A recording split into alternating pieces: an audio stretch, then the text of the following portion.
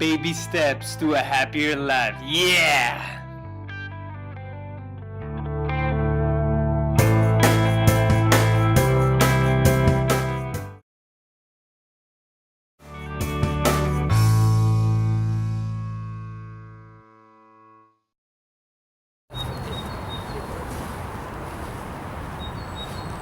Hi guys, my name is Arnaud and welcome to my 50-day challenge. Today I'm here with a friend of mine that I just met, had a small talk and it was very interesting, and he's going to present himself.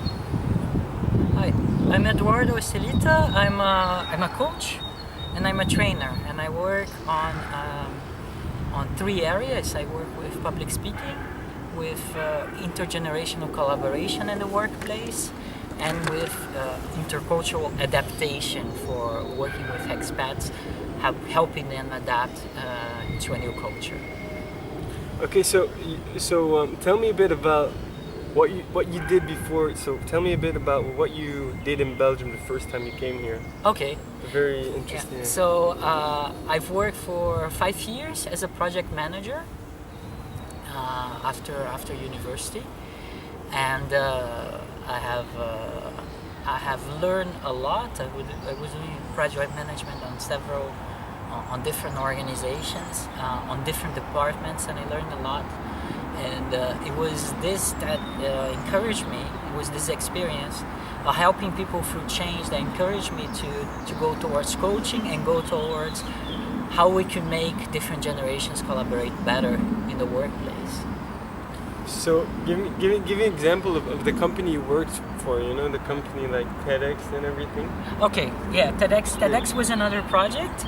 So TEDx, I worked there as an organizer. I organized a TEDx event in Louvain-la-Neuve with a friend, and we have a team of 15 students from UCL. And it was a great experience. And from there, I spoke at another TEDx event in Leuven, and had the opportunity of right now I'm coaching speakers for 5 different TEDx in Belgium, and it's been a great experience, a life-changing experience, and I'm learning so much from working with those passionate people. They are passionate about their ideas. Okay, that's very interesting. Could you give us, because guys, you know TEDx movies on YouTube with the big TEDx TEDx. You can see them on YouTube, and you know I always looked at these movies and I thought it was very inspiring. Then I met him and he told me he worked there, so it was quite amazing. And so the thing that I want to ask you is, so could you give some examples, like which people came and spoke, or like you said scientifics and. Yes. In our event we had Thomas Dansembourg. So Thomas Dansembourg is a writer and a psychologist, and he works with non-violent communication. So how can you communicate in a way with other people that respects them and that respects yourself, respects your needs, and respects other people's needs at the same time. So it's a very empathic way of communicating. We had a large variety. We had entrepreneurs in Belgium. One of them, Philippe Lebout, that builds passive houses, so houses that don't consume energy, made out of straw. And we have had several other speakers with passionate stories. We had a mathematician that does a study on mobility and what's the impact of mobility over our life. We had a chef from a two-star Michelin star restaurant. So it was a very, very varied program, as is often the case of TEDx. Okay, that's very interesting. So I'm quite happy that I met him, because TEDx, it's my dream to go on TEDx. So my next question is,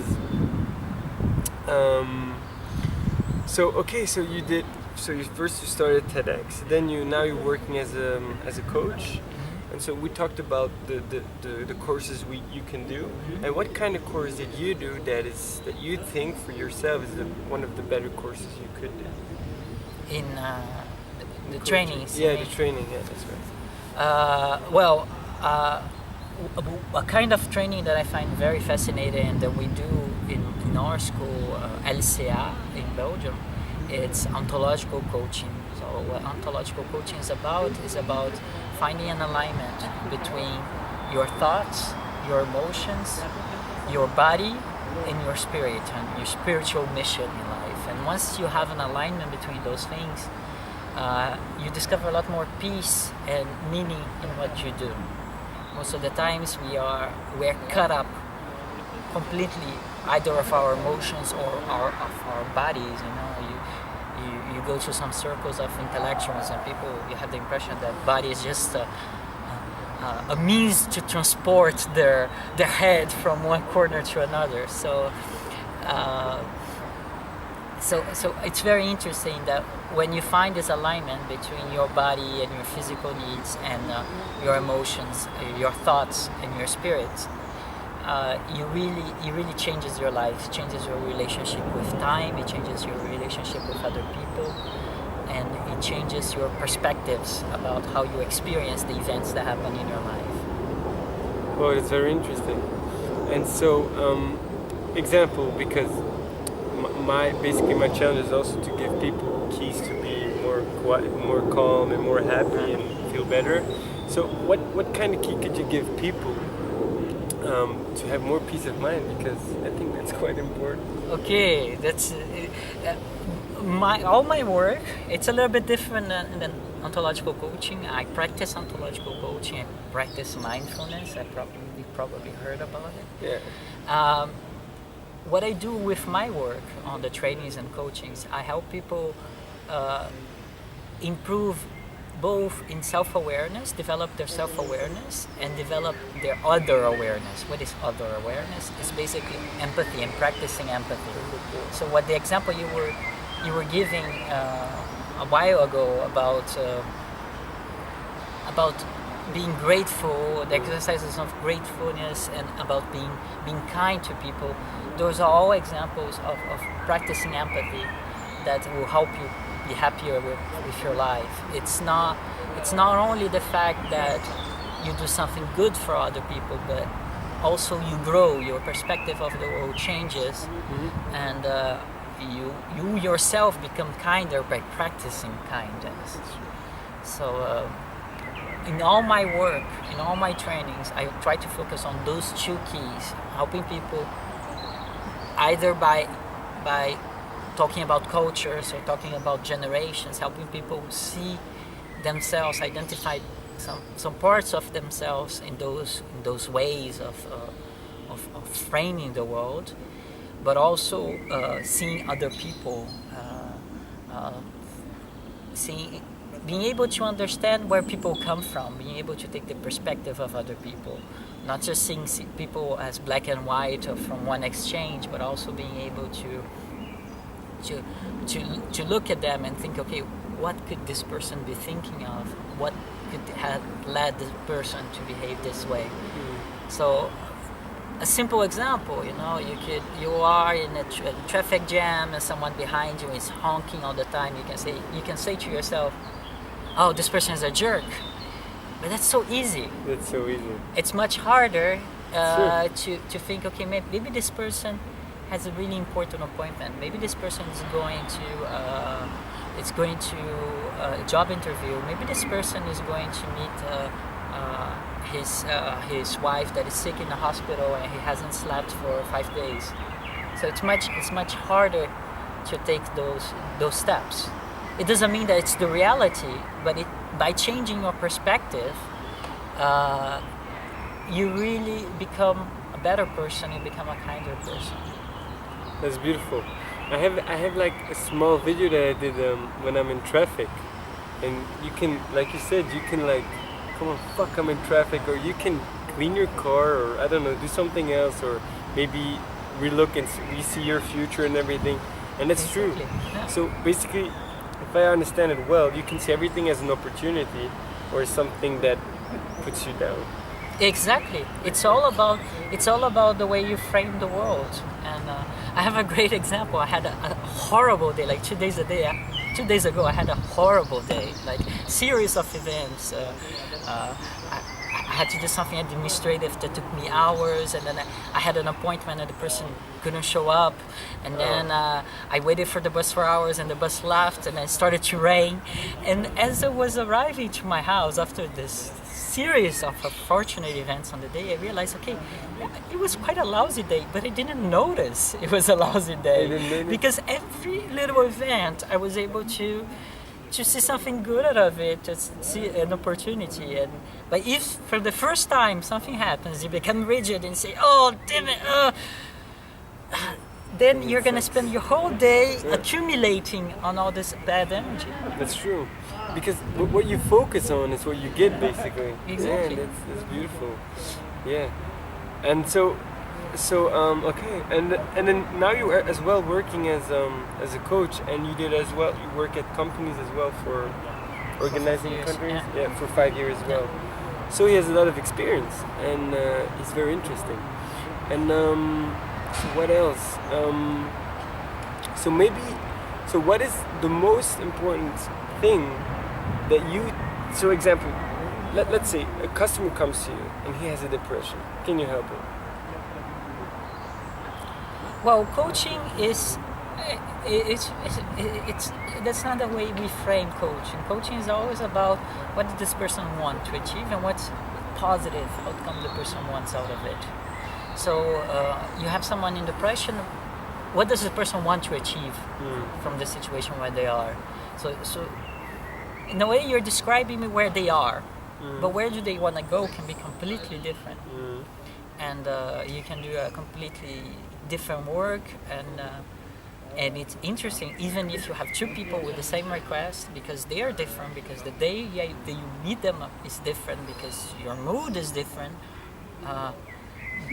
The process you co-create together will be different. So I don't have a recipe there is no recipe for improving your life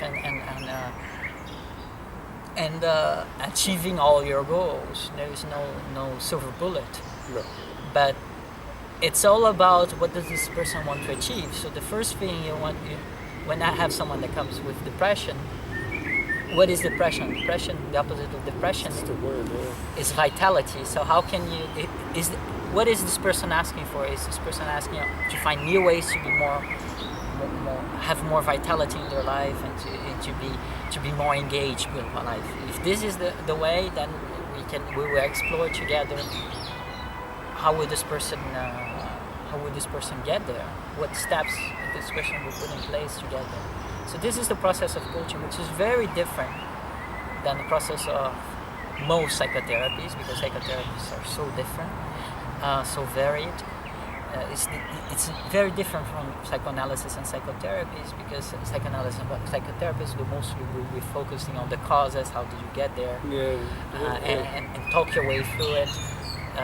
And coaching is really focused on the results. So it's all about what does this person want to achieve, what's the goal of this person. Okay, that's it. So basically, if people say, I have a goal, but I don't know how to get there, they need to go to a coach, or they're just lost in their world and they don't know what to do. How coaching can also help. Coaching can also help, but definitely. It's a lot more than that. Basically, I think you can achieve everything with coaching. Almost everything. I hope so. Yeah, I'm sure. Because there's so many different kind of coachings, and I think it's possible you can do everything with coaching. Most likely. Most likely. Okay, that's interesting. So one more question is, what keys would you give to the people, like 3 keys, that made your life much easier and made you more move forward and grow, expand more? What keys could you give to the people? Well, the first 2 is easy. It's the 2 that I'm really passionate about. So the first one is invest in yourself. Invest in finding the most about yourself. Don't stay close-minded to one way of seeing yourself or to what people tell you about who you are. Explore. There are several personality tests. I advise never to do just one and put yourself in a little box, but to do several of them and understand what are the dynamics of the way you function. So self-awareness. The second one is really practicing empathy. I think that we are in a world that sometimes we're so closed to our life and that we don't see the connection between our life and everyone and everything that is living around us.